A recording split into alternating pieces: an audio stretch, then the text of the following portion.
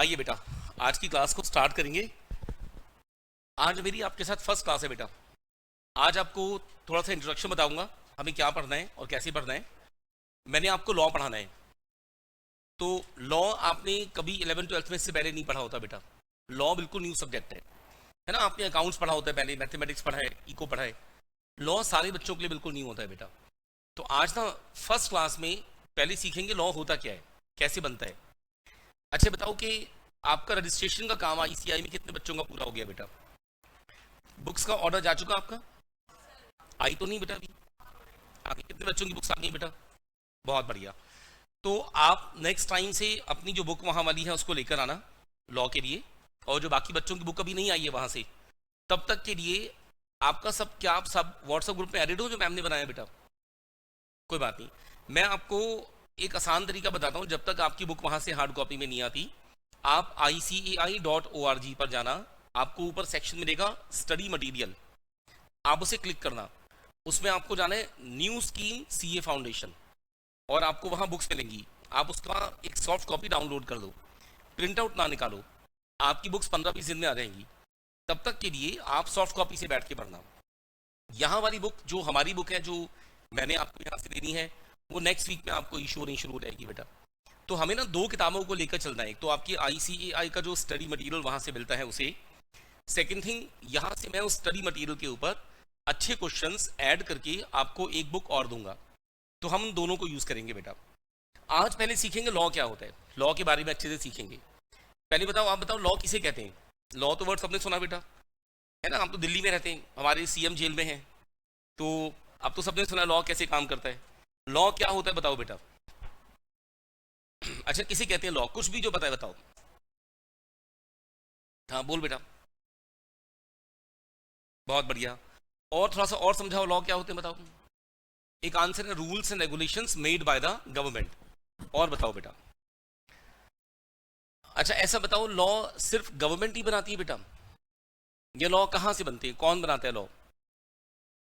मतलब गवर्नमेंट बनाती है, या गवर्नमेंट का कोई डिपार्टमेंट होता है वो बनाता है, गवर्नमेंट का कोई हिस्सा है जो लॉ बनाता है, या और भी कोई बना सकता है लॉ? सुप्रीम कोर्ट, ठीक है, बहुत बढ़िया। और बताओ। पार्लियामेंट। पार्लियामेंट किसने बोला? बहुत बढ़िया, बड़ा अच्छा वर्ड बोला, पार्लियामेंट, बिल्कुल सही। और बताओ। आपने बताना है, सबने बताना है, हमारा पेपर सब्जेक्टिव है, ठीक है बेटा। जैसे सर ने आपको मैथ्स कराया, सर का पेपर MCQ बेस्ड है, मेरा पेपर है सब्जेक्टिव। सब्जेक्टिव पेपर में आपको आंसर लिखना है, एंड आपकी राइटिंग प्रैक्टिस बहुत अच्छी करनी है। स्ट्रॉन्ग पेपर लिखना है, बढ़िया लैंग्वेज में लिखना है। और देखो, सिर्फ क्रैम करके रट्टा मार के नहीं लिखना। हमारे पेपर में दो तरह के क्वेश्चंस होंगे, एक होंगे थ्योरी क्वेश्चन, एक होंगे case studies. Case study, law की केस स्टडी थोड़े से कॉम्प्लेक्स होते हैं। जैसे आपने 11th-12th बिजनेस स्टडीज के केस स्टडी पढ़े, ये उनसे अलग होते हैं। इसमें आपको अपने पास से आंसर बनाना होता है। तो मैं आपको हर प्रोविजन के साथ सिखाऊंगा ये काम क्यों होता है और कैसे होता है। आपने काम करना है एक CA की तरह। जैसे आपका क्लाइंट आपके पास आएगा, तो कभी भी आपको ये नहीं कहेगा भी लॉ क्या होता है ये बता दो, लॉ में काम कैसे होता है ये बता दो। कहेगा ये काम है, मुझे करके दे दो। मेरा क्लाइंट मेरे पास आता है तो मुझे कहता है सर मैंने इनकम टैक्स पे करना है, प्लीज पे करवा दो और इनकम टैक्स की रिटर्न फाइल करा दो। मेरा क्लाइंट मेरे पास आकर ये नहीं कहता जी जर्नल एंट्री कैसे पास होती है, लेजर अकाउंट्स कैसे बनते हैं। कहते हैं सर बना दो, मैं फीस दूंगा, आप अकाउंट्स बनाओ। तो हमें ना प्रैक्टिकली उस काम को करना सीखना होता है। तो आपने ना जितना आपको पता है सारा बताना है। जहां जहां आप वर्ड बोलोगे, जैसे उसने वर्ड बोला पार्लियामेंट, तो मैंने कहा ज्यादा अच्छा वर्ड है। आपने एक वर्ड बोला था गवर्नमेंट, गवर्नमेंट से पार्लियामेंट ज्यादा सही वर्ड है। तो हमें लॉ को पढ़ते हुए लीगल वर्ड्स को सीखना है और उसके अकॉर्डिंग काम करना है। एक तो बात हुई कि लॉ क्या होता है, एक बार लॉ किसने बनाया। अच्छा, लॉ शुरू कहाँ से हुए थे इंडिया में? क्या शुरू से लॉ बने पड़े होंगे बेटा, या रिसेंट 200-400 सालों से बनने शुरू हुए होंगे बेटा? पहले होते थे हमारे पास लॉ इंडिया में, या अब लास्ट अंग्रेजों के आने के बाद से, या मुगल गवर्नमेंट्स के टाइम से बने होंगे बेटा, या पहले भी होते होंगे बेटा? बताओ बेटा। कुछ 1000 साल पहले, 2000 साल पहले इंडिया में लॉ होते होंगे क्या, या नहीं होते होंगे? होते होंगे, है ना। तो हजारों साल पहले भी लॉ होते होंगे। जो राजा होते थे रूल्स बनाते थे, लॉज बनाते थे। तो हम जो लॉ पढ़ते हैं, हम पढ़ रहे हैं modern legal system, modern time का लीगल सिस्टम क्या होता है और कैसे काम करता है। मैं आपको बताता हूं लॉ क्या होता है। आप मेरे साथ देखो बेटा, कुछ चीजें बनाऊंगा, बोर्ड पे लिखूंगा, आप अभी लिखना मत, आखिर में सारा मैं आपको अपने पास से सारा लिखना सिखाऊंगा। देखो, कभी भी आपसे पूछे कि लॉ क्या होता है, तो बड़ा सिंपल है, आपको हमेशा लॉ का एक ही मीनिंग बताना है। मीनिंग ऐसे बताना है, कहना है कि लॉ होते हैं रूल्स एंड रेगुलेशंस। बोलो बेटा, क्या होते हैं? शाबाश बेटा, बहुत बढ़िया। एक बार फिर से बोल दो, what are laws? Rules and regulations. Rules and regulations को हम एक कॉमन नाम देकर बोला करेंगे, आप भी ऐसी बोला करना। आप रूल्स एंड रेगुलेशंस की जगह एक वर्ड बोल सकते हो, नॉर्म, NORM, तो S लगा देते हैं प्लूरल के लिए, नॉर्म्स। लॉ होती है नॉर्म्स, नॉर्म्स मतलब rules and regulations. Law rules and regulations हैं, किसके लिए बनाए जाते हैं बेटा? सोसाइटी के लिए, समाज के लिए। बोलो, किसके लिए बनाए जाते हैं? शाबाश, सोसाइटी को चलाने के लिए लॉ बनाई जाती है। और लॉ जो बनाए जाते हैं बेटा, जैसे मैंने पूछा कौन बनाता है, तो आप हमेशा देखो, अगर आपसे कोई भी पूछे ना कि लॉ कौन बनाता है, तो आपने गवर्नमेंट शब्द नहीं बोलना बेटा, आपने बोलना है लॉ को बनाने का काम 3 जगह से किया जाता है। लॉ को बनाने का काम कहां से किया जाता है इंडिया में? 3 जगह से। इंडिया की बात करें, 3 तरह से लॉ बनते हैं। तो हम आपको जब लॉ को डिफाइन करने को कहे ना बेटा, आपने बताना है, कहना है laws are rules and regulations, these are also known as norms, इन्हें नॉर्म्स भी कहते हैं। Laws are created for society and there are 3 types of sources of law. तो लॉ का मीनिंग बताते हुए 4 बातें बतानी है। क्या क्या बोलोगे? सबसे पहले लॉज आर, बिना देखिए बताओ, लॉज आर, बहुत बढ़िया। These are also known as, these are created for, and there are how many sources of law? 3 sources of law. ठीक है बेटा, एक बार फिर से पूछता हूं, कोई एक वर्ड भूल जाओ। 4 पॉइंट मैंने बोले कि नॉर्म्स हैं, रूल्स एंड रेगुलेशन हैं, सोसाइटी के लिए बनते हैं, 3 सोर्सेज हैं। एक आध पॉइंट भूलो, डजंट मैटर, सारे नहीं भूलना। और कोई पॉइंट पहले बोलोगे, कोई बाद में, उससे भी हमें फर्क नहीं पड़ता, कंप्लीट बोलना है। ठीक है बेटा, इसको शुरू करने से पहले, ये सोर्सेज बताने से पहले एक बात बताता हूं। एक वर्ड होता है लॉ, जो हम अपनी कॉमन जिंदगी में यूज करते हैं। लॉ बेसिकली पता है क्या होता है? लॉ हमें सही और गलत सिखाता है। लॉ सिखाता है what is right and what is wrong. बोलो, लॉ क्या सिखाता है बेटा? शाबाश, लॉ हमें सही गलत की पहचान सिखाता है। ठीक है, पहले आगे शुरू करने से पहले मैं अपने बारे में बताना भूल गया। आई एम सौरभ जैन, मैंने आपको लॉ पढ़ाना है। मैं एक CA, CS, CMA और लॉयर हूँ, एंड लास्ट 23 ईयर्स से लॉ पढ़ा रहा हूँ।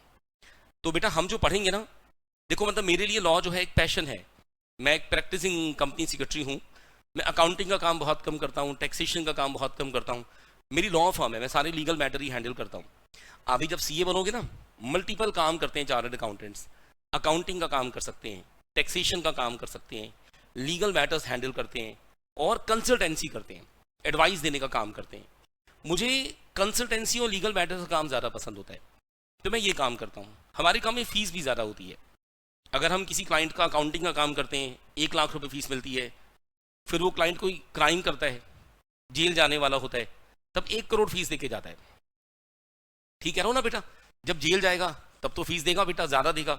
जब वो आराम से अपनी ज़िंदगी बिता रहा होता है अपने घर के अंदर, आपने उसके लिए कुछ काम किया, आप कहना सर मैं तुम्हारा टैक्स का काम संभाल रहा हूँ, आप कहो जी 2 लाख रुपए फीस दूंगा, वो बार्गेनिंग करता है, कहता है सर 2 लाख रुपए ज़्यादा है, 50,000 में काम कर दो, 60,000 में काम कर दो, 70,000 में काम कर दो। मेरे पास कैसा क्लाइंट होता है बेटा?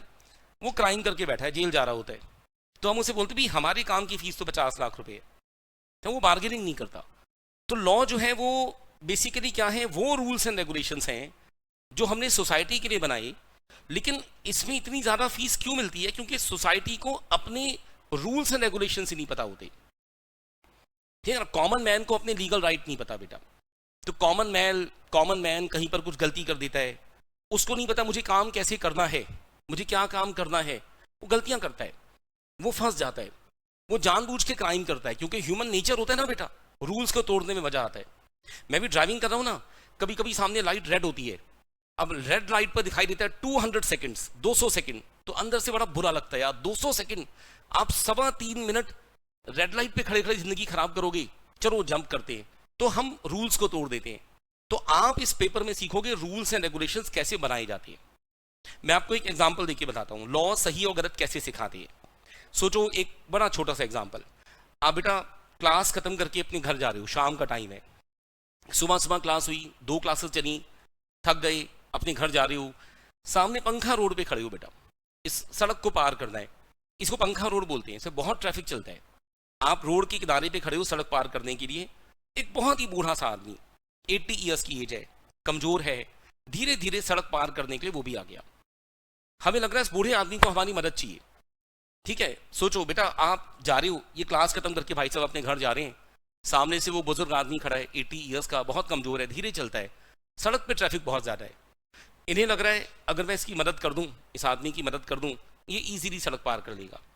मन में बात आ रही है कि अगर मैंने मदद नहीं की तो किसी गाड़ी से टक्कर लग सकती है, कोई कार इसको हिट कर देगी, इस आदमी को मर सकता है ना बेटा।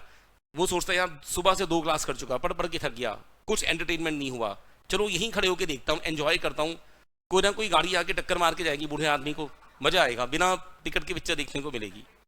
ये वहीं खड़ा हो जाता है। 5 मिनट के बाद बेटा ऐसा होता है, वो बूढ़ा आदमी सड़क पे आगे बढ़ता है बेटा, एक कार हिट कर देती है, उसको चोट लग जाती है। अब मैं आपसे देखो लॉ में एक बात पूछता हूं, क्या उसने सही किया या गलत किया? शाबाश। तो मैं ऐसे बोलूंगा, इज ही राइट और रॉन्ग? जोर से बोलो। बहुत बढ़िया। लॉ सिखाता है ही इज राइट, वो सही है, उसने कुछ गलत नहीं किया। हमने किसी भी कॉमन मैन पर कोई लीगल ड्यूटी नहीं लगाई दूसरे आदमी की मदद करने की, ठीक है बेटा। हमने कोई लीगल ड्यूटी नहीं दी कि तुम किसी की मदद करो, मत करो। उसने जो किया, अगर उसको राइट और रॉन्ग सही गलत में डालें तो ही इज राइट, वो सही है, उसने कुछ गलत नहीं किया, ठीक है बेटा। आपने जो आंसर दिया, आपने एक्चुअली राइट और रॉन्ग का आंसर दिया। मैंने आपका आंसर गलत क्यों बताया? एक्चुअली में आपके दिमाग में राइट और रॉन्ग की जगह दूसरे 2 वर्ड चल रहे होंगे, गुड और बैड। मैं आपसे सिंपल इंग्लिश में, हिंदी में पूछता हूं, उसने जो किया वो अच्छी बात है गंदी बात है? गंदी बात। मम्मी बचपन से कहती हैं बुजुर्गों की मदद करनी चाहिए, बूढ़े आदमी की मदद करनी चाहिए, एजेड लोगों की हेल्प करनी चाहिए। लॉ नहीं कह रहा, कोई लॉ नहीं कहता कि बूढ़े आदमी को सड़क पार नहीं कराओगे 100 रुपए का चालान काट देंगे। लॉ कैसे होता? देखो मैं तुम्हें धमकी दे रहा हूं, रेड लाइट जंप करोगे 100 रुपए का चालान काट दूंगा, लॉ ऐसा होता है ना। हम तो नहीं कह रहे किसी बूढ़े आदमी की मदद नहीं करोगे तो चालान काट देंगे, नहीं कह रहे ना बेटा। तो लॉ आपको सिखाता है सही और गलत, और हमारा जो दिमाग बचपन से पेरेंट्स ने, सोसाइटी ने बनाया होता है, वो होता है गुड और बैड, अच्छा बुरा। अब मैंने आपको एक एग्जांपल दिया, ये बात आपकी समझ में आई। मैं आपको दूसरा एग्जांपल देके बताता हूं, अब आप बिल्कुल सही आंसर बना दोगे। आप दिल्ली मेट्रो में जा रहे हो, मेट्रो में ट्रेवल कर रहे हो, एक सीट है बेटा, नॉर्मल सीट, कोई रिजर्व सीट नहीं है, आप बैठे हो, 2 क्लास खत्म करके जा रहे हो, यंग बच्चे हो, आप एनर्जी से भरे हुए हो, 2 क्लास खत्म करके जा रहे हो, थोड़ा सा थक गए है ना, लेकिन आपकी एज यंग है, बिल्कुल ठीक हो, आप नॉर्मल सीट पे बैठे हो, सामने से 90 साल का बूढ़ा आदमी आपके सामने आके खड़ा हो जाए, एक पैर खराब है, एक हाथ भी नहीं है, एक आंख भी नहीं है, हैंडीकैप भी है, आपके सामने खड़ा हो गया, ठीक है। सोचो बेटा आप जा रहे हो और वो बूढ़ा आदमी उसे कह रहा है भाई मुझे सीट मुझे दे दो, वो कह रहा है जाओ मैं तो नहीं दूंगा, मना कर दिया तुमने कहा मैं नहीं दूंगा सीट।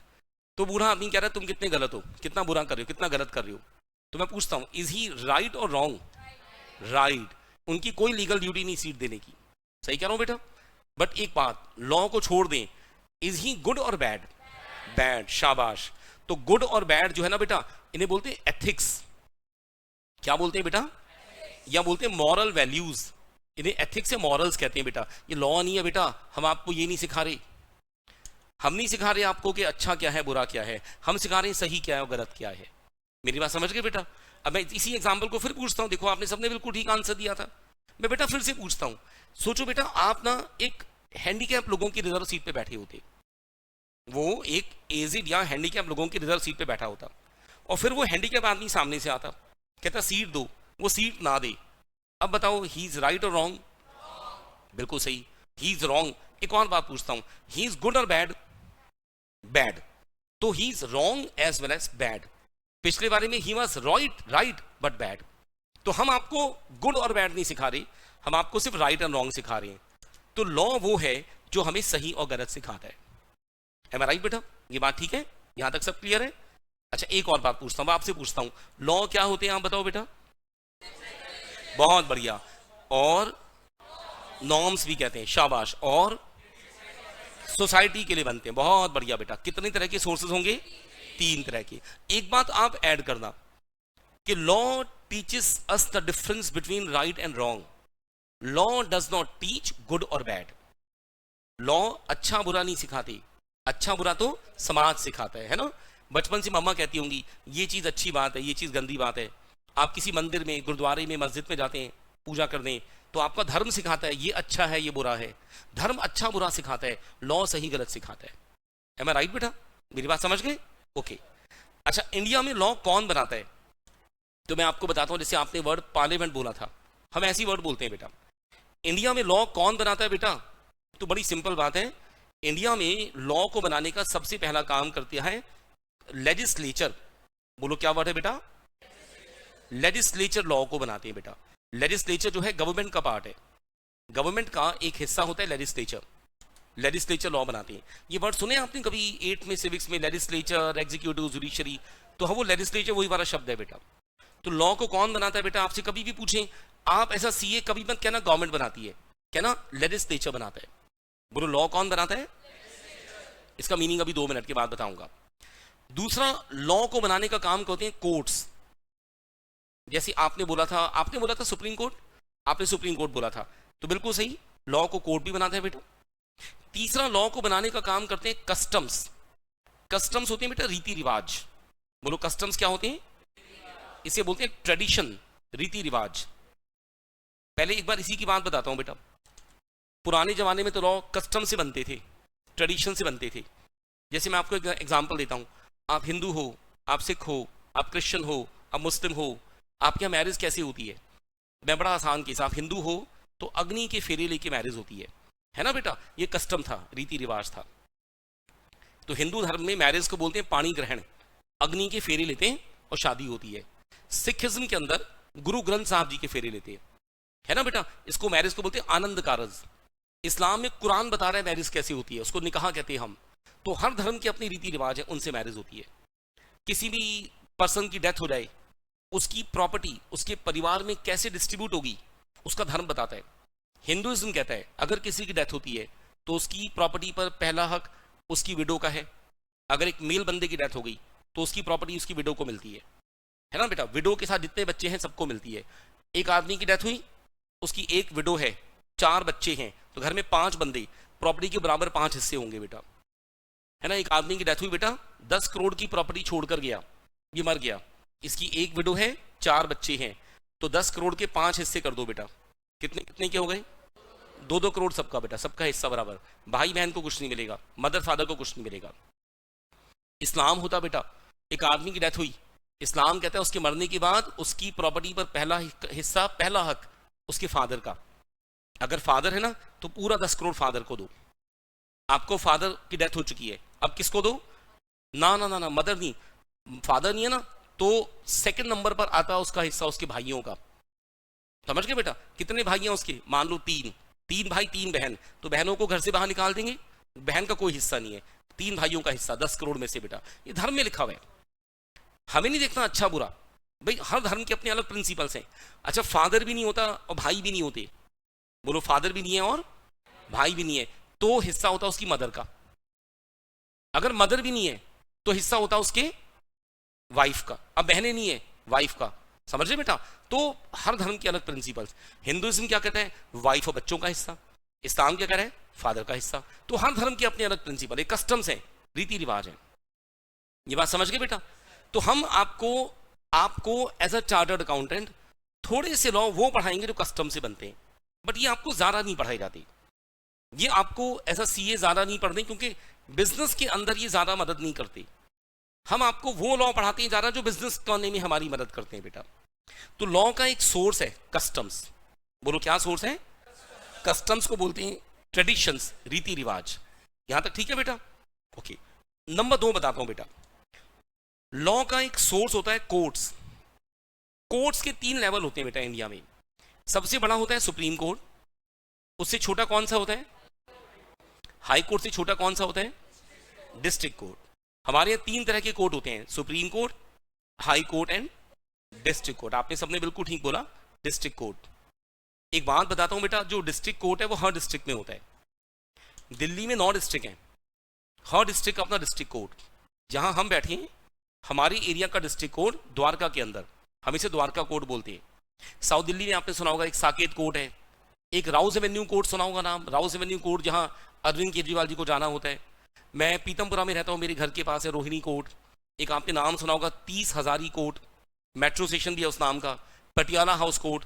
तो हर डिस्ट्रिक्ट का एक कोर्ट होता है, और डिस्ट्रिक्ट कोर्ट से बड़ा होता है हाई कोर्ट। हाई कोर्ट ना बेटा हर स्टेट का होता है, एक स्टेट का एक ही हाई कोर्ट होता है।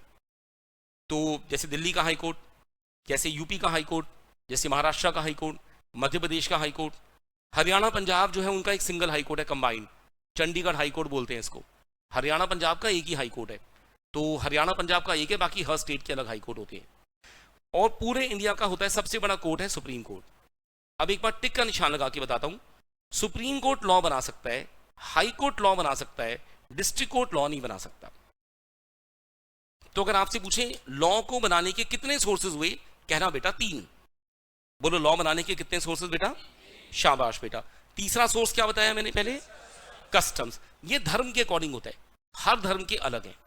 आप हिंदू हैं आपके अलग लॉ, आप क्रिश्चियन हैं आपके अलग लॉ, आप मुस्लिम हैं आपके अलग लॉ, आप सिख हो आपके अलग लॉ। राइट बेटा?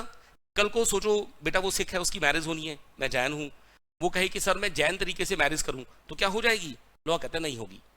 मैं जैन हूं, कल को मैं कहूं जी मैं गुरुद्वारे में शादी करूं तो क्या मेरी मैरिज हो जाएगी? नहीं। जब तक मैं सिख धर्म को अडॉप्ट नहीं करूंगा, कन्वर्ट नहीं हो जाऊंगा, तब तक मेरी मैरिज नहीं होगी। है मैं राइट बेटा? तो लॉ बड़ा कॉम्प्लेक्स होता है। अब मैंने आपको एक बात बताई, इसके ऊपर एक क्वेश्चन बताता हूं। मैंने ऐसे कुछ टाइम पहले की बात, 2-3 साल पहले, शायद 2-3 साल 4 साल हुए होंगे, सलमान खान का ब्रदर है ना अरबाज खान, अरबाज खान की एक्स वाइफ कौन है बेटा? जोर से बोलो नाम। मलाइका अरोड़ा। आपने सबने उसको रियलिटी शोज में जज बनते हुए देखा होगा। मैंने अखबार में न्यूज पढ़ी कि सलमान खान और मलाइका अरोड़ा का डिवोर्स हुआ। ठीक है बेटा? बहुत साल पहले कभी पढ़ा था, दोनों की शादी भी हुई थी। तो एज ए लॉयर मेरे मन में एंग्जाइटी हुई कि अरबाज खान की शादी मलाइका अरोड़ा से कैसे हुई होगी। अरबाज खान मुस्लिम था, मलाइका अरोड़ा तो सिख थी बेटा। हमने कभी उसको अपना नाम मलाइका अरोड़ा खान लिखते हुए नहीं देखा, हमने कभी अरबाज खान को अपना नाम अरबाज अरोड़ा लिखते हुए नहीं देखा। वो मुस्लिम रहा, वो सिख रही, दोनों की शादी हो गई। तो ऐसा बताया गया, अखबारों में ऐसा पढ़ा मैंने कि अरबाज खान और मलाइका अरोड़ा ने जब शादी की थी ना, तो एक बार निकाह किया था इस्लाम के तरीके से, और एक बार गुरुद्वारे में शादी की थी, आनंद कारज कहते हैं। ठीक है बेटा? बात ठीक है? अब उनका डिवोर्स हुआ, उनका तलाक हो रहा है। मैं आपसे एक बात पूछूंगा, शादी कितनी बार हुई थी? 2 बार। तो डिवोर्स एक बार कैसे हो जाएगा? डिवोर्स भी 2 बार होगा। सर कैलकुलस पढ़ाते होंगे आपको, कहते होंगे x की पावर 2, अगर x की पावर 2 को 1 बनाना हो तो एक x से डिवाइड थोड़ा होगा, 2 बार x से डिवाइड होगा। तो अगर शादी 2 बार हुई, निकाह, तो एक डिवोर्स निकाह का होगा, एक डिवोर्स आनंद कारज का होगा, तब डिवोर्स होगा ना बेटा। अगर वो कहते हैं हमने डिवोर्स ले लिया तो 2 शादी हुई थी, डिवोर्स 1 हुआ, एक शादी तो अभी भी वैलिड है। बोलो इसका मतलब तो सही काम नहीं हुआ ना, गलत हो गया ना लीगली। अच्छा एक और बात है, उनकी शादी कैसे कैसे हुई थी आप बताओ, मैंने क्या बोला? एक तो निकाह हुआ और एक आनंद कारज गुरुद्वारे में शादी हुई। निकाह कैसे हुआ होगा? किसी मौलवी के सामने। तो एक मौलवी होगा, मन में विजुलाइज करते हैं ये अरबाज खान है, ये मलाइका अरोड़ा है, और एक मौलवी बैठा हुआ है। उन दोनों से कहना होगा आओ तुम्हारा निकाह कराऊंगा। ठीक है बेटा? अरबाज खान का निकाह तो हो सकता था, वो तो मुस्लिम था। मलाइका अरोड़ा जब मुस्लिम है ही नहीं तो उसका निकाह नहीं हो सकता, उसको पहले मुस्लिम बनना पड़ेगा। तो उनका निकाह हुआ ही नहीं, 0 है। उसके बाद उनकी शादी कब हुई बोलो? गुरुद्वारे में। गुरुद्वारे गए होंगे, उन्हें कहा होगा भी गुरु ग्रंथ साहब जी के फेरे लेने, शादी होगी। लेकिन देखो अरबाज खान तो मुस्लिम है, उसकी शादी गुरु ग्रंथ साहब जी के फेरे लेकर हो नहीं सकती जब तक वो सिख नहीं बनेगा। भाई गुरु जी के फेरे लेगा ना तो उसको गुरु जी को मानना भी तो है, वो तो मुस्लिम है, तो इस्लाम तो नहीं मानता गुरु ग्रंथ साहब जी को, तो उसकी शादी गुरुद्वारे में हो नहीं सकती थी। तो मेरे अकॉर्डिंग पहले वाली दोनों शादी क्या है? हुई नहीं, 0 है। तो वो 10-15 साल एक साथ रहे, उनका एक सन भी है शायद। तो जो 10-15 साल एक साथ रहे, लीगली उनका क्या स्टेटस था? अनमैरिड थे, लिव इन में रहते हैं। हमारे अकॉर्डिंग कैसे रहे? लिव इन में। कल को अरबाज खान मर जाए और उनका जो बच्चा है वो कहे जी अरबाज खान मेरा फादर था, मुझे उसकी प्रॉपर्टी में हक दो। जब घर में झगड़ा हो तो हम कहेंगे नहीं तुम अरबाज खान के बेटे नहीं हो, क्योंकि तुम्हारे फादर की तुम्हारी मदर से शादी नहीं हुई। समझ रहे बेटा? उसका जो बर्थ हुआ उस बच्चे का, वो तो एक लिव इन रिलेशन के अंदर हुआ बेटा, तो उसको अरबाज खान की फैमिली में सन वाले हक नहीं मिल सकते। तो लॉ जो है बड़ा रिजिड होता है, लॉ ऐसे काम करता है, ये कॉमन मैन की समझ से ज्यादा गहराई में काम करता है।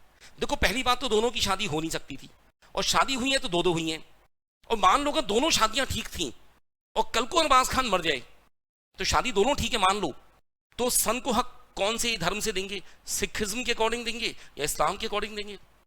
अगर सिखिज्म के अकॉर्डिंग देंगे तो सन का हक है फादर की प्रॉपर्टी में, इस्लाम के अकॉर्डिंग देंगे तो अरबाज खान की प्रॉपर्टी अरबाज खान के फादर को मिलेगी, बेटे को नहीं मिल सकती, है ना। हम कहेंगे भाई तेरे फादर का तो निकाह हुआ था, मेरी बात समझ गए ना। अब कहेंगे तेरे फादर का निकाह भी हुआ और आनंद कारज भी हुआ, बेटा हमने दो चीजों को घोलमेल बना दिया।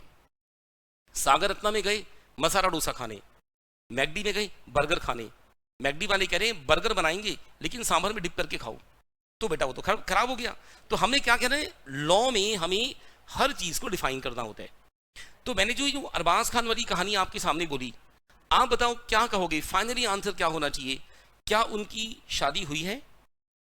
एक आंसर, उनकी मैरिज ही नहीं हुई, या उनकी मैरिज 2 बार हुई बट उनका डिवोर्स 1 बार हुआ, तो इसका एक मैरिज उनकी आज भी चल रही है।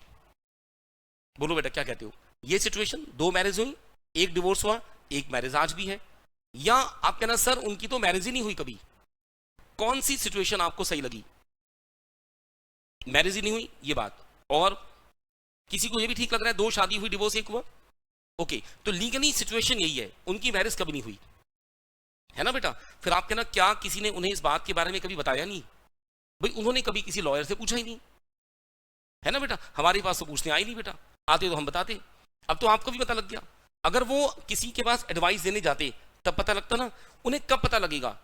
जब उनकी परिवार में प्रॉपर्टी को लेकर झगड़ा होगा, जब पहली बार किसी कोर्ट के सामने जाकर खड़े होंगे, कहेंगे सर इस बच्चे को अरबाज खान की प्रॉपर्टी में हक दो। कोर्ट कहेगा भी तुम अरबाज खान के बेटे हो तो उनके मैरिज का कोई डॉक्यूमेंट दिखाओ। हम कहेंगे कि निकाहनामा, निकाहनामा कहेगा अरबाज खान का निकाह मलाइका अरोड़ा के साथ हो रहा है, तो कोर्ट कहेगा भी वो तो सिख है, उसका निकाह नहीं हो सकता।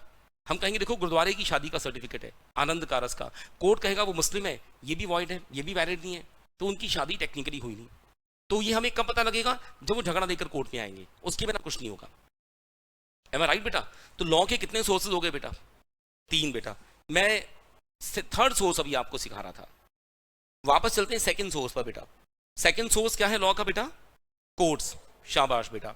कितने तरह के कोर्ट्स होते हैं इंडिया के अंदर बताओ बेटा? 3। और कौन कौन सी कोर्ट लॉ बनाते हैं बेटा? Supreme court and high court. थोड़ा सा इनके बारे में और बताता हूं। देखो जो हाई कोर्ट लॉ बनाता है ना बेटा, वो अपनी स्टेट में चलता है, सुप्रीम कोर्ट लॉ बनाता है वो पूरे इंडिया में चलता है। एम आई राइट बेटा? सुप्रीम कोर्ट लॉ बनाता है पूरे इंडिया में चलता है, हाई कोर्ट लॉ बनाता है जिस स्टेट का हाई कोर्ट स्टेट में चलता है। आपने कोई लॉ सुना जो सुप्रीम कोर्ट ने बनाया हो बेटा? कभी कोई लॉ सुना सुप्रीम कोर्ट का बनाया हुआ बेटा? आपने बहुत सारे सुप्रीम कोर्ट के केसेस के बारे में न्यूज में देखा होगा, न्यूज़पेपर्स में पढ़ा होगा बेटा। कोई लॉ सुनाओ सुप्रीम कोर्ट ने बनाया? यूसीसी तो बना नहीं बेटा अभी ना, यूसीसी तो बनना है, उस पर तो झगड़ा चल रहा है, बना नहीं बेटा। और बताओ इसी के आसपास सोचो बेटा। अच्छा एक मैं एग्जांपल देता हूं, बट मैं चाहूंगा कम से कम एक एग्जांपल आप भी ढूंढना। आज से ना बहुत साल पहले सुप्रीम कोर्ट ने लॉ बनाया था कि इस्लाम के अंदर ट्रिपल तलाक वैलिड नहीं है। तो इस्लाम में प्रोविजन होता था कि हस्बैंड और वाइफ का डिवोर्स होना है तो हस्बैंड अपनी वाइफ को ओरली बोलता था तलाक तलाक तलाक, और डिवोर्स हो जाता था। तो कोर्ट ने लॉ बनाया कि बोलने से तलाक नहीं होगा, उसके लिए कोर्ट में जाना पड़ेगा, जज के सामने होगा। ये लॉ किसने बनाया? सुप्रीम कोर्ट ने। ठीक है बेटा, कोई लॉ सुनो, आप बताओ सुप्रीम कोर्ट ने बनाया हो।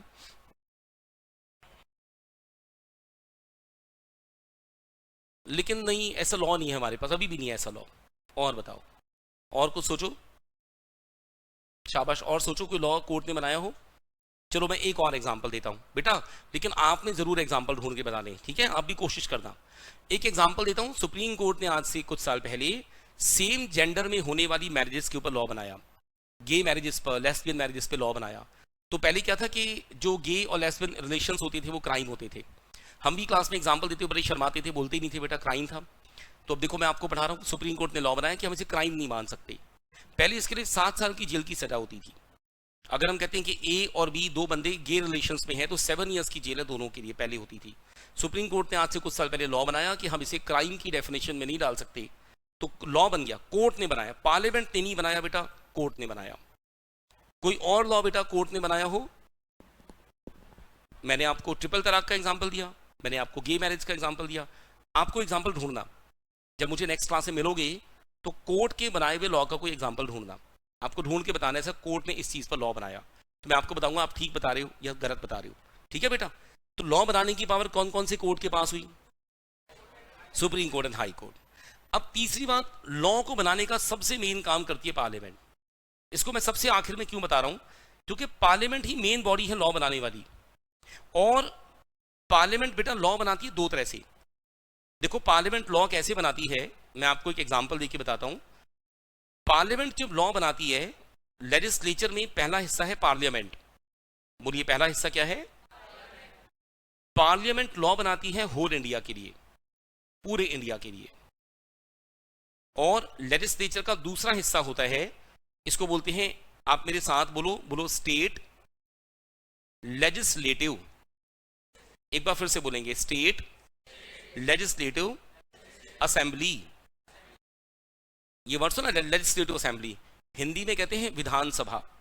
तो जो स्टेट लेजिस्लेटिव असेंबली होती है वो लॉ बनाती है अपनी स्टेट के लिए। ये वर्ड थोड़ा सा आपको तंग कर रहा है मुझे लग रहा है, तो मैं आपको एक बार बताता हूं बेटा। एक तो पार्लियामेंट होती है बेटा, पार्लियामेंट नेशनल लेवल की बॉडी होती है। जो पार्लियामेंट के अंदर पॉलिटिशियन बैठते हैं उन्हें बोलते हैं मेंबर ऑफ पार्लियामेंट, एमपी, जिसके अभी इलेक्शन भी होने हैं लोकसभा की। दूसरी होती है स्टेट लेवल की बॉडी बेटा, इसे बोलते हैं स्टेट लेजिस्लेटिव असेंबली। यहां जो पॉलिटिशियन बैठते हैं उन्हें बोलते हैं member of legislative assembly, MLA. Legislative assembly का जो लीडर होता है ना बेटा, वो अपनी स्टेट का चीफ मिनिस्टर कहलाता है, दिल्ली के अरविंद केजरीवाल। जो पार्लियामेंट के अंदर जो लीडर होता है ना बेटा, वो कंट्री का प्राइम मिनिस्टर कहलाता है, नरेंद्र मोदी। राइट बेटा? तो पार्लियामेंट लॉ किसके लिए बनाती है बेटा? पूरे इंडिया के लिए। और लेजिस्लेटिव असेंबली किसके लिए लॉ बनाती है? स्टेट के लिए। मैं एक बात पूछता हूं, यूपी की एक लेजिस्लेटिव असेंबली होगी बेटा, तो यूपी की लेजिस्लेटिव असेंबली का जो लीडर होगा वो यूपी का कौन होता होगा? Chief minister Yogi Adityanath. ठीक है ना बेटा? तो हर स्टेट की अपनी लेजिस्लेटिव असेंबली उस स्टेट के लिए लॉ बनाती है। ये दो वर्ड सुने आपने, एमपी एंड एमएलए। एमएलए किसके होते हैं बेटा? स्टेट के। एमपी किसका होता है बेटा? इंडिया का, सेंट्रल गवर्नमेंट का बेटा। तो ये सभी लॉ बनाते हैं, पार्लियामेंट लॉ बनाती है और लेजिस्लेटिव असेंबली लॉ बनाती है। जब पार्लियामेंट लॉ बनाती है ना बेटा, यहां पर इस लॉ की बड़ी खास बात, इसका जब नाम लिखा जाता है उसके नाम के साथ हम एक वर्ड लिखा करते हैं एक्ट, नहीं तो दूसरा वर्ड लिखा करते हैं कोड। एक्ट वर्ड लिख सकते हैं या कोड वर्ड लिख सकते हैं। मैं आपको एक वर्ड बोल के बताता हूं, आपने सबने नाम सुना है कंपनीज एक्ट 2013। बोलो क्या नाम सुना बेटा? इसमें कंपनीज एक्ट 2013 में एक्ट शब्द ये बताता है कि पार्लियामेंट से बना। बोलो एक्ट शब्द क्या बताते हैं? पार्लियामेंट से बना। अगर कोई लॉ बेटा कोर्ट से बनता है, कहां से बनता है बोलो बेटा? तो कोर्ट से जो बने हुए लॉ होते हैं ना बेटा, कोर्ट वाले लॉ, उनके नाम के अंदर एक्ट शब्द नहीं होता। हम उन्हें बोलते हैं केस स्टडी। क्या बोलते हैं बेटा? शाबाश, जोर से बोलो, क्या बोलते हैं? उसमें दो नाम होते हैं, दो ह्यूमन बीइंग्स के नाम होते हैं, और उन दोनों के नाम के बीच में लिखा जाता है वर्सेस। जैसे केस किया, राम ने किया श्याम के ऊपर, तो केस का नाम होगा राम वर्सेस श्याम। बोलो केस का क्या नाम होगा बेटा? ठीक है बेटा? हस्बैंड ने केस किया अपनी वाइफ पर या वाइफ ने केस किया अपने हस्बैंड पर, तो केस का नाम करने वाला किसने केस किया उसका नाम पहले, जिसके ऊपर केस हुआ उसका नाम बाद में। राइट? इन्हें बोलते हैं केस स्टडी। तो अगर मैं आपसे कह रहा था वो गे मैरिजेस पर सुप्रीम कोर्ट ने लॉ बनाया, तो वो किसी केस के अंदर से निकल के आया। मैंने कहा कंपनी को चलाने के रूल्स पार्लियामेंट ने बनाए, तो कंपनीज एक्ट से बनकर आए। एक और एक्ट का नाम बताता हूं, आपने मेरे हिसाब से ये भी सुना होगा बेटा, लॉ है, एक्ट है, नाम है इंडियन पार्टनरशिप एक्ट। कब बना था बोलो? बहुत बढ़िया, आपको तो सबको ईयर भी पता है। Indian partnership act 1932। ये किस चीज को चलाता है बेटा? पार्टनरशिप फॉर्म्स को। देखो नाम में एक्ट लिखा हुआ है। राइट बेटा? तो जो लॉ पार्लियामेंट से बनते हैं उनके नाम में क्या क्या लिखा जा सकता है? एक्ट, या फिर उनके नाम में क्या लिख सकते हैं, कोड। हमने एक्ट के एग्जाम्पल तो देख लिए, कोड का एग्जाम्पल नहीं बोला मैंने आपके सामने कोई। मैं एक लॉ का नाम बताता हूँ, आपने न्यूज़पेपर्स में सुना होगा, इसके बारे में पढ़ा होगा, आपने अखबारों में देखा होगा या न्यूज़ चैनल्स पे सुना होगा, बड़ा फेमस लॉ है इंडियन, मेरे साथ साथ बोलो नाम है, Indian panel, PENAL panel code, CODE code, इसको बोलते हैं IPC। IPC ये हमारे इंडिया का सबसे बड़ा क्रिमिनल कोड है, क्रिमिनल लॉ है। 511 अलग अलग हिस्सों से बना हुआ है। ये क्राइम्स को डिफाइन करता है।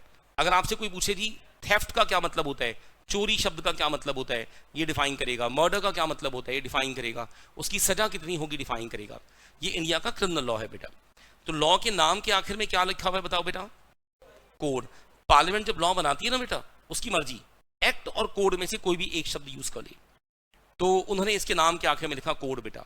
एक बार शुरू से देखते हैं, देखो मैंने तो बड़ी सारी बातें आपके सामने बताई हैं, एक बार शुरू से देखते हैं। सोचो मैं आपको क्लास में अभी मिला और अभी हमने अपनी क्लास को शुरू करना है, मैं आपसे पूछता हूं, आप बिना देखे बताने की कोशिश करता, लॉज क्या होते हैं बेटा, इनका दूसरा नाम क्या होता है, ये किसके लिए बनाए जाते हैं। और अब एक बात सीधा आगे की पूछ रहा हूं, बिना देखे बताने की कोशिश करना, भूलोगे तो घबराना नहीं, पहली क्लास है।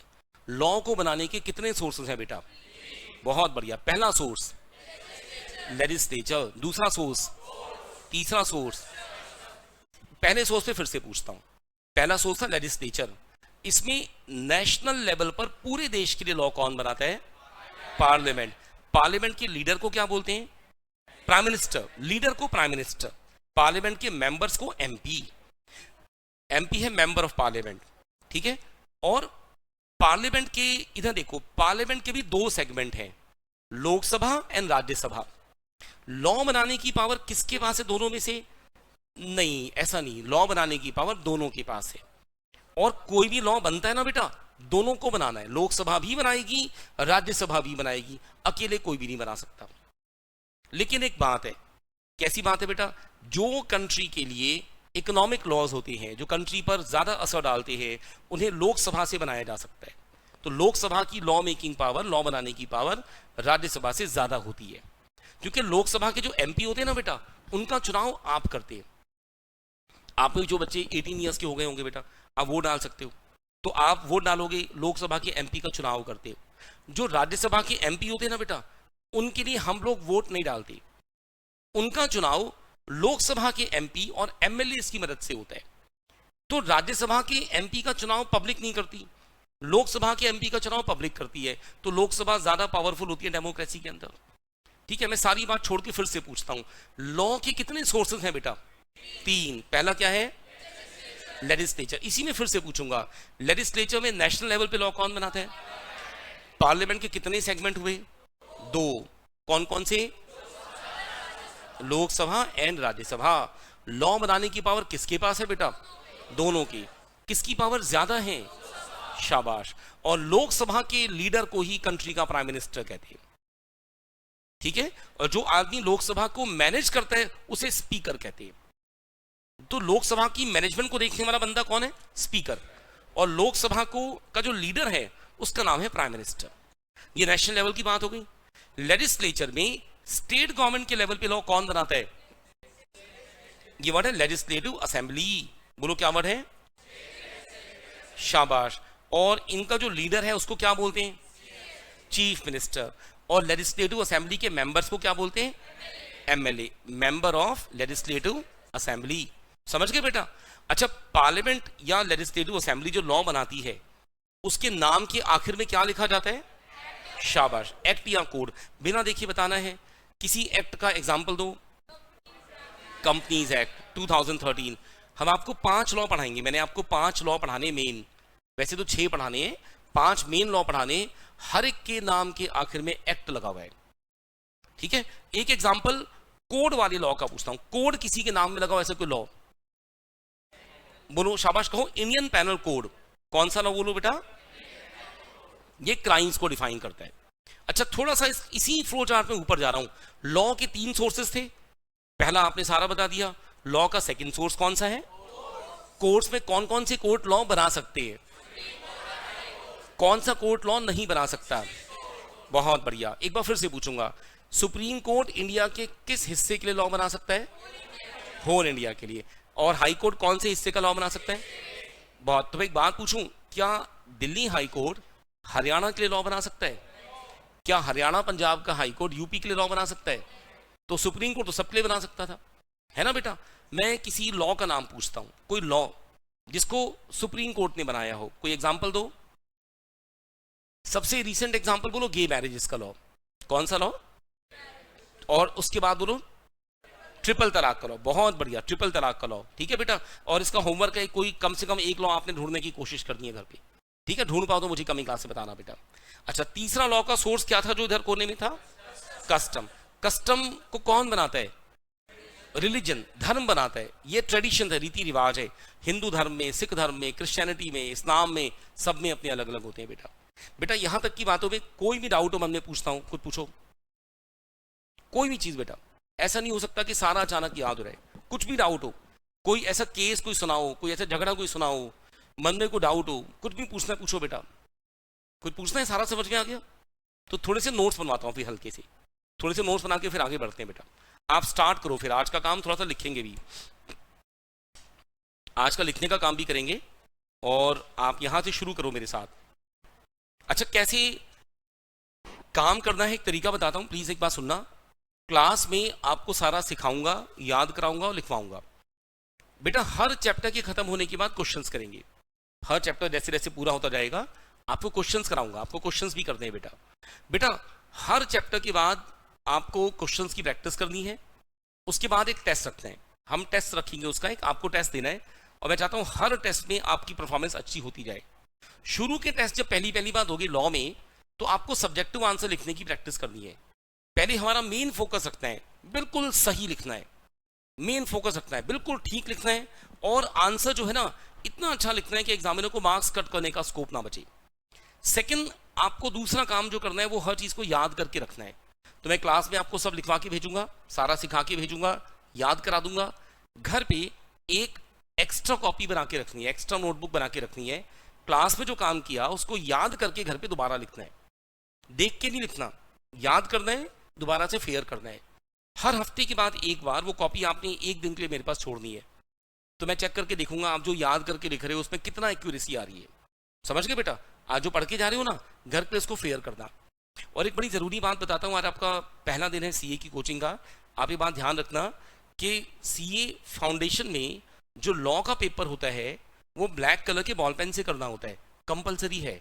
आपको ब्लू कलर का पेन यूज करना मना है, जेल पेन भी यूज करना मना है। तो घर पे जाके आपने क्या करना है, जेल पेन से डिवोर्स ले लो, ब्रेकअप कर लो, तलाक ले लो, और ब्लू कलर का पेन भी आपको यूज नहीं करना बेटा। फाउंडेशन में, इंटर में, फाइनल में, तीनों लेवल में जितने भी सब्जेक्टिव पेपर हैं सब बॉल पेन से होने हैं, और सारे ब्लैक कलर के पेन से होना है। हाइलाइटर यूज करना भी मना है। राइट बेटा, ये बात समझ गए? तो हमारे फाउंडेशन में कितने सब्जेक्टिव पेपर है आपके पता है? 2, नहीं सब्जेक्टिव 2।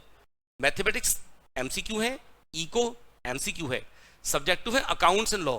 तो अकाउंट्स भी और लॉ भी, कल अकाउंट्स वाले सर भी आपको बात बताएंगे, अकाउंट्स भी लॉ भी दोनों बेटा बॉल पेन से कर दें, और ब्लैक कलर के बॉल पेन से कर दें। हेडिंग भी दूसरे कलर से बनानी मना है। मेरी बात समझ गए बेटा? तो क्लास में जो लिखते हो ना आप, जो क्लास में लिखो इसे आप सिर्फ ब्लैक पेन से ही लिखो। समझ गए बेटा? वो भी बॉल पेन से। और जो घर में फेयर नोटबुक बनाओगे ना, उसे डेकोरेट करो, उसमें हेडिंग अलग कलर से बनाओ, क्योंकि याद कर करके लिख रहे हो, उसमें हेडिंग अलग कलर से बनाओ, हाइलाइटर का इस्तेमाल करो। यहां पर आपको अंडरलाइन भी सेम कलर की पेन से करना है। और मैं आपको पढ़ाते हुए बार बार आपको बोला करूंगा, बेटा ये कीवर्ड है, अंडरलाइन करो, आप करना। एग्जामिनर को अंडरलाइन करके पेपर देना है। और एक और बड़े काम की बात बताता हूं आपको, सुन के बड़ा अच्छा लगेगा। जो A4 साइज का कागज होता है ना, A4 साइज का फोटोकॉपी वाला कागज, सबने देखा है बेटा? उस कागज को अगर साइड से 1.25 इंच काट दें लंबाई के बल, और ऊपर से 1.5 इंच काट दें, तो जो कागज बचेगा A4 साइज का छोटा, मतलब 1.25 इंच यहां से कट किया, 1.5 इंच वहां से कट किया, उतनी बड़ी आंसर शीट मिलेगी आपको। आपने सीबीएसई वाली आंसर शीट देखी है ना, वो थी जंबो साइज की, राक्षस की जैसी आंसर शीट, बड़ी बड़ी। सीबीएसई की आंसर शीट तो बहुत बड़ी होती है ना बेटा, बेटा उससे तो बहुत छोटी आंसर शीट है बेटा। सीबीएसई वाली आंसर शीट तो लगेगा जैसे आप डीटीसी की बस में जा रहे हो, और ये आंसर शीट देख के लगेगा मारुति ऑल्टो में जा रहे हो बेटा। तो छोटे साइज की आंसर शीट है, चौड़ाई भी कम है, लंबाई भी कम है। तो मैं आपको सिखाते हुए मैं चाहता हूं आप बिल्कुल प्रोफेशनल तरीके से आंसर लिखना। मैं आपको बहुत सारे फ्लो चार्ट्स बनवाऊंगा, तो मैं हर चीज में ध्यान रखूंगा। किसी भी फ्लो चार्ट को मैं एक्सेस विड्थ में लेके नहीं जाऊंगा, क्योंकि पेपर में बना नहीं सकते आप उसे, हम उसकी लेंथ को बढ़ाएंगे। आप मेरी बात समझ गए बेटा? और जो हेडिंग बनेगी, जो अंडरलाइन होगा, सभी ब्लैक पेन से होगा। तो कभी कभी क्या होगा, आप जब लिखोगे, आप एक वर्ड को अंडरलाइन करोगे, आपने अंडरलाइन किया और अंडरलाइन करने की वजह से जो नीचे की लाइन के वर्ड हैं बेटा वो कट जाते हैं, खराब हो जाती है हैंडराइटिंग। हेडिंग भी उसी कलर से बन रही है, अंडरलाइन भी उसी कलर से हो रहा है, एक वर्ड को अंडरलाइन करने में नीचे वाले वर्ड कट जाते हैं बेटा, तो थोड़ा सा हैंडराइटिंग का इशू आता है। तो मतलब समझो कि आपको एक सीए की तरह बड़ा प्रोफेशनली काम करना है, अच्छा लिखना है, सुंदर लिखना है। हम चाहते हैं सभी स्टूडेंट एक जैसा लिखें। ऐसा क्यों होता है पता है? अगर हर स्टूडेंट को कहें कि मल्टीपल कलर के पेन यूज करो, तो एक बच्चा कंटेंट अच्छा नहीं लिखेगा, कंटेंट तो लिखेगा खराब, लेकिन पेपर को डेकोरेट करेगा खूब। और उसके बाद कि अगर देखो पेपर कितना सुंदर लिख रहा है, नंबर दो। तो इंस्टीट्यूट ने कहा सब बच्चों का पेपर एक जैसा हो। मैं ICAI के फाइनल पेपर चेक करता हूँ, तो मेरे पास जो पेपर का बंडल होता है ना, चेक करने आता है, वो पूरा ब्लैक कलर की इंक से भरा पड़ा होता है। आप समझ गए बेटा? सब कुछ ब्लैक है, तो उसमें आपको पेपर को अपनी हैंडराइटिंग को डेकोरेट करने का चांस नहीं मिल रहा। हेडिंग भी वैसी, अंडरलाइन भी वैसी हो रहा है, कंटेंट भी लिखा जा रहा है। तो मैं सिर्फ कंटेंट के ही नंबर दे रहा हूं, बच्चे की नॉलेज के नंबर दे रहा हूं, खाली डेकोरेशन के कोई नंबर नहीं बेटा। देखा? तो हर बच्चे को एक ही कलर के पेन से पेपर करना है, ब्लैक कलर के पेन से। फाउंडेशन पूरा ऐसे चलेगा, फिर इंटर भी सारा ऐसे चलेगा, फाइनल भी ऐसे चलेगा। ये पेन वाली बात पता थी, पेन वाली बात ब्लैक कलर वाली, ये आपको ऐसे फॉलो कर दी है। तो आप क्लास में भी ब्लैक कलर का पेन यूज किया करो बेटा। घर पे जाना, जितने भी ब्लू कलर के पेन है ना, अपनी फेयर नोटबुक में जो घर पे बनाओगे उसमें खूब यूज करो बेटा। यहाँ ब्लैक कलर यूज करो बेटा। And please use a ball pen. आप जेल पेन यूज करते हो क्योंकि मेन एग्जाम बॉल पेन से ही करना है, जेल पेन यूज करना मना है मेन एग्जाम के अंदर। बॉल पेन से हैंडराइटिंग जो है धीरे हो जाती है, थोड़ा सा राइटिंग स्पीड, जेल पेन से ज़्यादा फ्री फ्लो आप लिख पाते हो। तो अभी से हैबिट डालनी है अपने आप को कि आप बॉल पेन से लिखो और उसको भी अच्छा लिखो, ठीक है बेटा? तो आपने हर चीज को अपने अकॉर्डिंग अच्छा सा काम करना है। और एक आप सब जानते हो, वैसे आपका अटेम्प्ट दिसंबर में होना चाहिए, बट एक नोटिफिकेशन की वेट करें, शायद सितंबर भी हो जाए।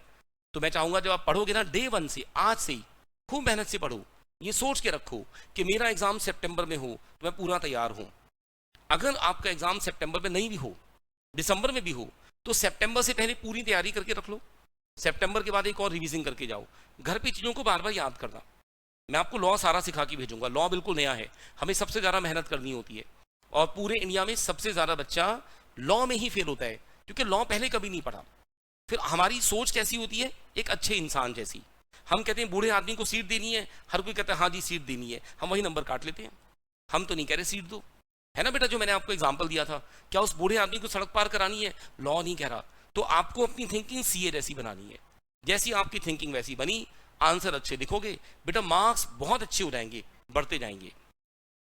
मेरी बात समझ गए बेटा? तो अभी हम शुरू करेंगे। यहां जो आप लिखोगे सारे को याद कर करके लिखना, घर पे जाके फिर से फेयर करके लिखना। और अभी 2 से 3 क्लास के बाद फिर आप मुझे एक बार जो अभी वाला टॉपिक करेंगे उसकी नोटबुक अपनी मुझे दिखाना आपने क्या लिखा है। तो आप शुरू करो बेटा। मैं आपको पहले बताता हूं, आप सबसे पहले आज के लिए मेन हेडिंग डालो। आज की पहली हेडिंग से शुरुआत करेंगे, मीनिंग ऑफ लॉ। बोलो जी, क्या शुरुआत करेंगे? Meaning of law. बहुत बढ़िया, मीनिंग ऑफ लॉ। बेटा मीनिंग ऑफ लॉ आप मेरी हेल्प करो लिखने के लिए। आप बताओ कैसे लिखना है हमें? बोलो कैसे शुरुआत करूं बेटा, मुझे बताओ। ओके, मैं बताता हूं। ये आंसर शीट का साइज होता है, मुझे याद है मेरे पास इसकी कॉपी रखी है अभी मैंने। ये हम लोगों ने मेरे क्लास टेस्ट के लिए प्रिंट आउट निकलवा रखा है आंसर शीट का। बेटा ये ना A4 साइज की शीट है, फोटोकॉपी वाला कागज है। हमने इसको, ये जो आप लाइन देख रहे हो जिसमें बॉक्स बना हुआ है, तो अगर मैं इसे इतना कट कर दूं, इस बॉक्स को छोड़ दूं खाली, तो जितना बड़ा बॉक्स है ना बेटा, इतनी बड़ी आंसर शीट है। ये ऊपर भी नहीं है, ये भी नहीं है, जो खाली हिस्सा है ना बेटा, समझो है नहीं। तो इसको टेक्निकली आपने पता है क्या करना है, आपने ये मान के रखना है ये आंसर शीट की टोटल जो है बेटा, एक सेकेंड बताता हूं, ये इसकी लंबाई होगी, इतनी बड़ी आंसर शीट मिलेगी। ऐसे ही मैं किनारे से इसको फोल्ड करूंगा बेटा यहां से रफली, और ये आंसर शीट की विड्थ होगी। तो ये आपको इस कलर की आंसर शीट पर रफली इस साइज पे काम करता हूँ। एक सेकंड रुको, बस अब ये फोल्ड हो गया चारों तरफ से, इतना बड़ा साइज बचेगा नेट, ये यहां से फोल्ड हो गया। इस साइज की आंसर शीट है बेटा, ठीक है, समझ गए ना। आपने जो सीबीएसई वाली आंसर शीट यूज की वो ऐसी होती है, थोड़ा बड़ी होती है, उनसे छोटी हो गई। और जो लाइंस का गैप है वो भी इतना है, एग्जैक्ट सब कुछ नापा हुआ है। हमने इंस्टीट्यूट की आंसर शीट को पूरे को एज इट इज मॉडिफाई करके बना रखा है। इस आंसर शीट का फ्रंट पेज ऐसा होता है, इस फ्रंट पेज पर कुछ भी लिखना मना होता है। तो मैं भी आपको जो क्लास टेस्ट हमारे होंगे उन टेस्ट के साथ, एक टेस्ट के साथ आपको इसका डिस्ट्रीब्यूशन कराऊंगा। हम चाहते हैं आप क्लास में सी बैठ के ना आप एग्जाम की पूरी तैयारी करके रखो, आपको बिल्कुल सीए की तरह काम करना है, एग्जाम की तरह काम करना है। और इस पर आपका सिर्फ रोल नंबर लिखा जाता है मेन एग्जाम के अंदर, इसमें आपका नेम वगैरह कहीं नहीं होता, आपका रोल नंबर भी इस हिस्से पर होता है बेटा। और जब ये आंसर शीट मेरे पास चेक होने आती है, मैं ICAI का पेपर चेक करूं बेटा, तो आंसर शीट जब आती है चेक होने तो ये ऐसे फोल्ड होकर आती है मेरे पास, और इसके ऊपर एक खाकी कलर की टेप लगी होती है, उस टेप पर एक कोड नंबर लिखा होता है। तो मैं इसको देख के नहीं ढूंढ सकता कि आंसर शीट किस बच्चे की है। एक तो कहीं नाम और होगा नहीं, रोल नंबर है वो ढका हुआ होता है बेटा। आपको मेन एग्जाम में इस आंसर शीट के बैक साइड पर नहीं लिखना है, क्योंकि आप जो लिखोगे तो आंसर शीट ऊपर से फोल्ड होने की वजह से वो कट जाएगा। मेरी बात समझ गए बेटा। तो आपको हर चीज सीख के जानी है। आंसर शीट ऐसी होगी, फ्रंट पेज ऐसा रहेगा, उसके नीचे अगला पेज होगा, यहां से पेपर की शुरुआत करेंगे, राइट बेटा। और सब कुछ ब्लैक कलर के पेन से काम करना है। ये सारा ग्रेजुअली आपको प्रैक्टिस कराएंगे, डेली बेस पर सारा सिखाएंगे, लेकिन आपने हर रोज एक चीज जो सीखी उसको अगली क्लास से इंप्लीमेंट करना है। तो कमिंग क्लास में सारे बेटा ब्लैक कलर के पेन से काम करना। कल अकाउंट्स की पहली क्लास होगी आपकी जितिन सर के साथ, अब बैठोगे ना सर के पास, अब वहां भी ब्लैक कलर का पेन यूज करना, सर आपको बताएंगे। लेकिन क्योंकि मेरी क्लास पहले हो गई तो मैंने पहले बता दिया, तो सर आपको एक बात बताएंगे, धीरे धीरे सर भी आपको बात सिखाएंगे। सर से पूछ लेना कि क्लास में क्या हम अलग कलर का पेन यूज कर लें, मेरे पास मत करना, छोड़ देना, ब्लैक कलर का पेन भी यूज करो, बाकी फेयर कॉपी में यूज करो बेटा, फेयर कॉपी में अच्छा काम करो बेटा। ये बात समझ गए बेटा। चलिए लॉ का मीनिंग लिखने जा रहे हैं, शुरू करने जा रहे हैं बेटा। मैं मीनिंग भूल गया लॉ का, आपने मुझे बताना है मुझे क्या लिखवाना चाहिए, बोलो। ठीक है, तो ऐसे शुरू करते हैं, लिखो laws are rules and regulations. क्या शुरू करेंगे, बोलो बेटा। लॉज आर, शाबाश, laws are rules and regulations and these are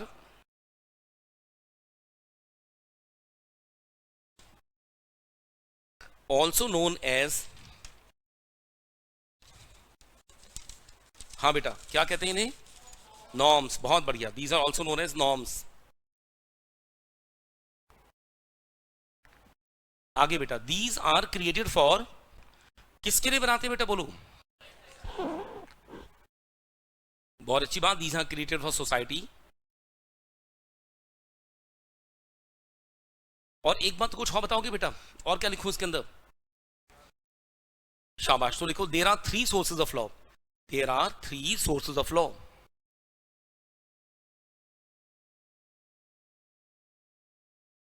क्या लिखा, there are 3 sources of law. बहुत बढ़िया, खत्म हो गया काम बेटा। इसमें अंडरलाइन करो रूल्स एंड रेगुलेशंस को। दूसरा वर्ड क्या अंडरलाइन होना चाहिए, बोलो आप बताओ, नॉर्म्स। बहुत बढ़िया, और क्या होना चाहिए, सोसाइटी, है ना, सोसाइटी। और अगला 3 सोर्सेस, 3 सोर्सेस को अंडरलाइन करो बेटा, फिनिश बेटा। अब बेटा उसके बाद आइए लॉ के सोर्सेस यहां से पढ़ेंगे बेटा, ठीक है बेटा। ये सोर्सेस थे लॉ के, तो आप अगले कॉन्सेप्ट की हेडिंग डालो, सोर्सेज ऑफ लॉ। क्या लिखोगे कॉन्सेप्ट की हेडिंग, बोलो बेटा, सोर्सेज ऑफ लॉ। एक फ्लो चार्ट बनाएंगे, पहले आप भी फ्लो चार्ट बनाओ। पेज के सेंटर में लिखो सोर्सेज ऑफ लॉ, लिखो बेटा, सेंटर ऑफ द पेज में लिखो सोर्सेज ऑफ लॉ, ठीक है।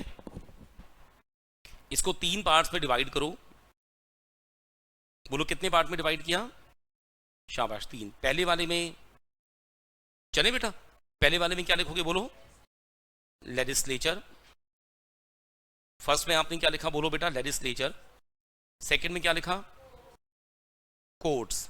कोर्ट्स के ब्रैकेट में उसका दूसरा वर्ड लिखो, जुडिशरी। बोलो कोर्ट को क्या बोलते हैं, जुडिशरी। तीसरा क्या लिखेंगे? कस्टम्स। बोलो तीसरा वर्ड क्या है बेटा? कस्टम्स के ब्रैकेट में लिखना ट्रेडिशंस। क्या लिखेंगे बोलो? शाबाश। बिना देखे बताओ, पहला सोर्स क्या लिखा, दूसरा क्या लिखा, तीसरा क्या लिखा? अभी फ्लो चार्ट के अंदर थ्योरी को नहीं लिखना कभी भी पेपर में। फ्लो चार्ट में खाली पॉइंट्स की हेडिंग्स और थ्योरी को अलग से लिखते हैं। तो हमें थ्योरी में अच्छे नंबर लाने हैं, फ्लो चार्ट बनाना है, उसमें हेडिंग्स देनी है, फिर हेडिंग्स को एक्सप्लेन करना है। फ्लो चार्ट के अंदर एक्सप्लेन नहीं करेंगे हम। बोलो क्यों नहीं करेंगे? क्योंकि हमारे पेज पर जगह ही नहीं है। हम 3 कॉलम का फ्लो चार्ट एक ही पेज पे बना ही नहीं सकते, तो हम वहाँ पे खाली हेडिंग डालते हैं। तो इस लेजिस्लेचर के नीचे देखो बेटा, लेजिस्लेचर के नीचे फिर से मैं हेडिंग डाल रहा हूँ, ऐसे 2 पार्ट्स में क्लासीफाई कर रहा हूँ, आप भी करो। लेजिस्लेचर का क्लासिफिकेशन कोर्ट्स के नीचे मत पहुंचा देना, क्योंकि कोर्ट के नीचे उसका अपना क्लासिफिकेशन भी आना है, सिर्फ 2 पार्ट। तो पहले मैं लिख रहा हूं पार्लियामेंट, बोलो क्या लिखा बेटा, और दूसरे में लिखा स्टेट। आप बोलो अगला वर्ड क्या था? लेजिस्लेटिव। State legislative assembly. ठीक है बेटा, लिखा बेटा? बहुत बढ़िया। पार्लियामेंट के नीचे एक सीधा एरो बेटा। पार्लियामेंट के लीडर को क्या बोलते हैं? Prime minister. तो हम इसको क्या बोल रहे हैं? इसके नीचे सिंपल लिख रहे हैं, leader is prime minister, leader is PM. आप पीएम लिखो प्राइम मिनिस्टर को। और स्टेट लेजिस्लेटिव असेंबली के नीचे क्या लिखवाओगे? लीडर इज, आवाज नहीं आई, सीएम। सीएम क्या होता है? शाबाश, हमारे सीएम तो जेल में है अभी। ठीक, बहुत बढ़िया। उसके बाद आगे चलते हैं बेटा, कोर्ट्स। कोर्ट्स कितने लेवल के थे बेटा? शाबाश। तो कोर्ट के नीचे काम करते हैं, देखो साथ साथ नहीं बना रहे, जगह नहीं बचेगी बेटा, गंदा हो जाएगा, एक के नीचे एक बनाएंगे। तो कोर्ट के नीचे लिख रहे हैं एक सिंगल एरो, लिख रहे हैं 3 लेवल्स ऑफ कोर्ट। नहीं, मेंबर्स की बात नहीं लिख रहे, वो मैंने आपकी नॉलेज के बताया था, उसको लिखना नहीं बेटा। ठीक है बेटा, आप लिखें 3 लेवल्स ऑफ कोर्ट्स। जब थ्योरी लिखेंगे ना बेटा, वहां पे वो सब भी डाल देंगे, चिंता नहीं करनी है। 3 लेवल्स ऑफ कोर्ट बेटा। उसके नीचे लिखो नंबर 1, कौन सा बेटा? शाबाश, आप भी लिखो सुप्रीम कोर्ट। अच्छा एक बात पूछूं, सुप्रीम कोर्ट लॉ बना सकता है क्या बेटा? तो सुप्रीम कोर्ट के साथ ब्रैकेट में लिख लो बेटा, इट कैन मेक लॉ। बोलो क्या लिखा? It can make. नंबर 2 क्या है बेटा? High courts. ब्रैकेट में पूछता हूं, क्या ये लॉ बना सकता है क्या बेटा? लिखो इट कैन मेक लॉज।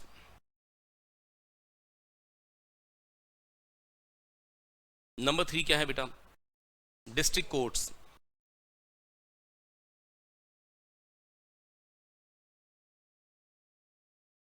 क्या ये बना सकते हैं क्या बेटा? तो ब्रैकेट में लिखो it cannot make law.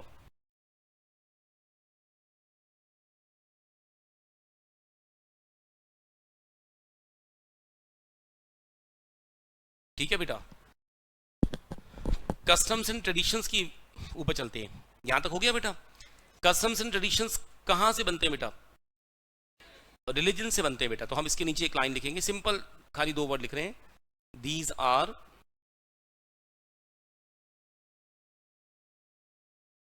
Created by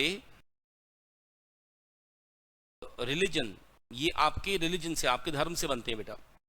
these are created by religion of a person. ये एक पर्सन के रिलीजन से बनते हैं बेटा। यहां तक की बात हो गई बेटा? बेटा एक बार फ्लो चार्ट को पढ़ के देखो, एक बार आप सब पढ़ के देखो इसको बेटा।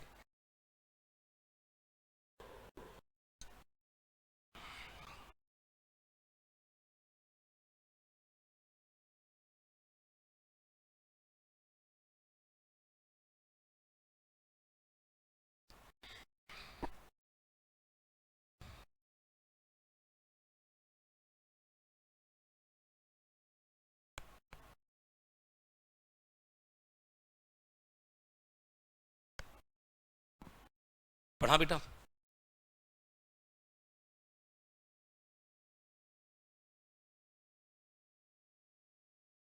पढ़ दिया बेटा? कोई दिक्कत तो नहीं, कुछ पूछना है इसमें बेटा? ओके, तो आओ थोड़ा सा नीचे इसके एक्सप्लेन करेंगे बेटा।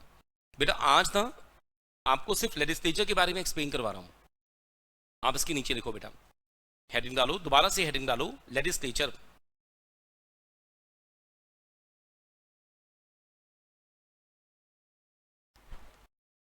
डाल दी बेटा हेडिंग लेजिस्लेचर।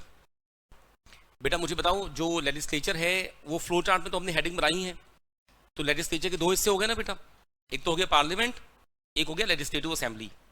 जो पार्लियामेंट है लॉ बनाती है पूरी कंट्री के लिए, स्टेट लेजिस्लेटिव असेंबली बनाती है स्टेट के लिए।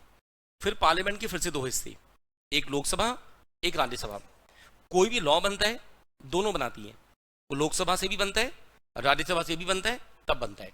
कोई भी अकेला लॉ को नहीं बनाता, लेकिन लॉ बनाने की ज्यादा पावर लोकसभा के पास है, क्योंकि लोकसभा के जो मेंबर हैं उन्हें मेंबर ऑफ पार्लियामेंट कहते हैं। उनका इलेक्शन होता है पब्लिक, पब्लिक उनका चुनाव करती है। तो हम इसके बारे में देखेंगे। लेजिस्लेचर में लिखो सबसे पहला पॉइंट नंबर 1, लेजिस्लेचर में लिखो बेटा नंबर 1 लिखो, this is the most important, this is the most important part of government, this is the most important part of the government which creates laws, जो लॉ बनाता है, which creates laws and legislature has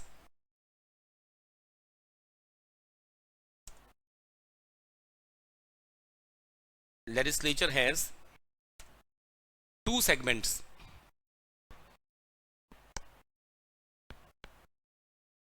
legislature has two segments, a point, a and b करके लिखो, a point parliament, a point parliament, इसमें लिखो it creates laws, ये law बनाती है, it creates laws for the whole country, पूरी country के लिए,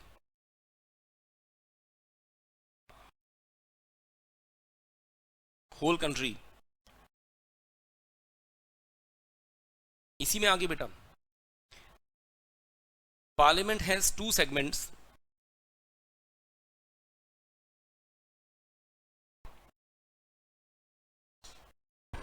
parliament has two segments, Lok Sabha and Rajya Sabha. Parliament has two segments, Lok Sabha and Rajya Sabha. Full stop, same point में चल रहे हैं। Law is created by both, law is created by both Lok Sabha and Rajya Sabha. Law is created by both Lok Sabha and Rajya Sabha,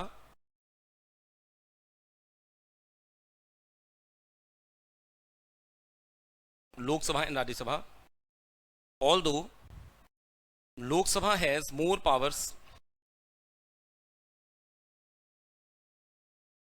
Lok Sabha has more powers of creating law,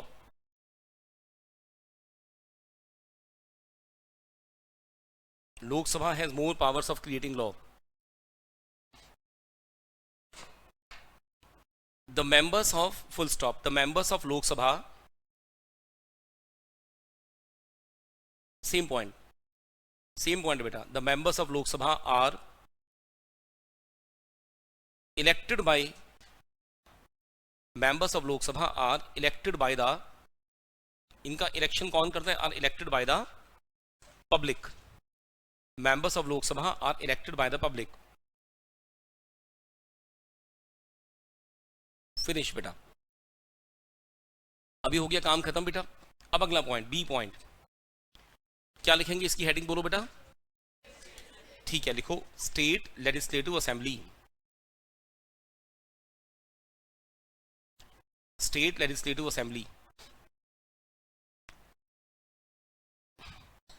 लिखो, this body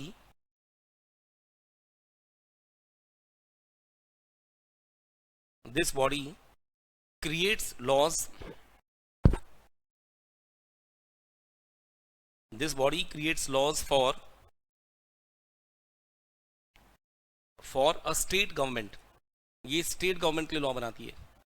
this body creates law for a state government,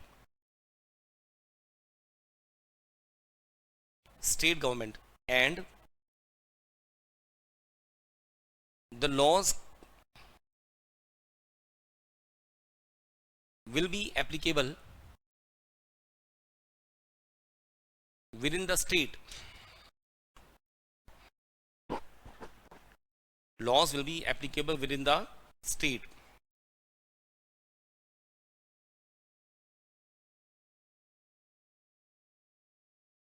आगे बेटा इस same point, the leader of legislative assembly, the leader of state legislative assembly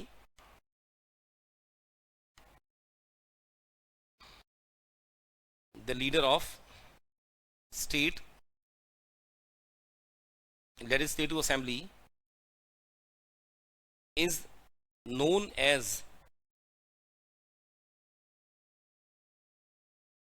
chief minister of his state.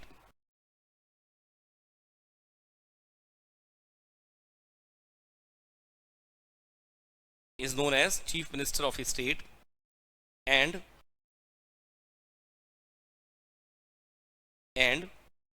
the members of these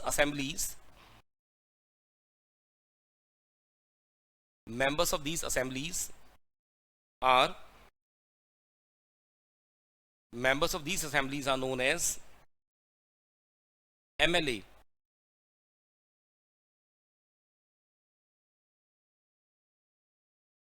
Members of these assemblies are known as MLAs. ठीक है बेटा, एक बार पढ़ के देखो, इसको भी पढ़ के देखो बेटा.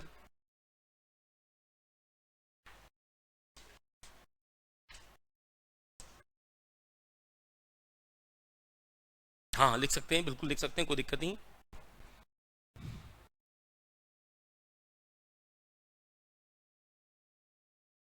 अब एक बात और बताऊंगा बेटा, जो पार्लियामेंट से लॉ बनते हैं या लेजिस्लेचर से लॉ बनते हैं सारे, उनके नाम में या तो एक्ट लिखते हैं या कोड लिखते हैं. तो हमें एक पॉइंट और बनाना पड़ेगा इसके अंदर. ये ए एंड बी पॉइंट खत्म हो गई. नेक्स्ट पैराग्राफ से लिख लो उसी के साथ. अगला पैरा बनाओ,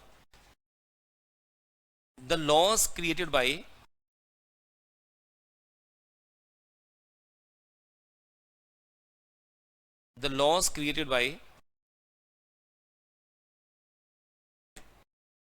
legislature, the laws created by legislature are known as act और कोड. दूसरा वर्ड है कोड, एक्ट और कोड. बेटा लिखो, फॉर एग्जाम्पल, एक एग्जाम्पल लिखो, बोलो एक्ट का एग्जाम्पल आप बोलो बेटा. कंपनीज एक्ट लिखो, कंपनीज एक्ट 2013. कंपनीज एक्ट कब बना था बेटा? 2013 में बना था. और कोड का एग्जांपल बोलो बेटा. ठीक है, पूरा लिख लो, इंडियन पैनल कोड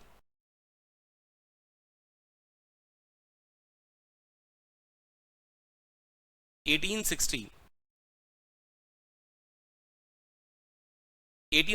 में बना था बेटा. ब्रिटिश लोगों ने इसे बनाया था इंडिया के लिए बेटा. बस बेटा, आज ही लेजिस्लेचर वाला काम हमने पढ़ा बेटा. एक बार सारे को पढ़ के देखो, शुरू से आगे तक सारा पढ़ के देखो बेटा. आज देखो, छोटी सी क्लास में आपने कितनी सारी इंट्रोडक्शन सीखा. अभी इंट्रोडक्शन पढ़ रहे हैं बेटा, 2 क्लास और इंट्रोडक्शन ही कराऊंगा बेटा, उसके बाद चैप्टर की शुरुआत करेंगे. पढ़ के देखो आज वाले को सारे को बेटा.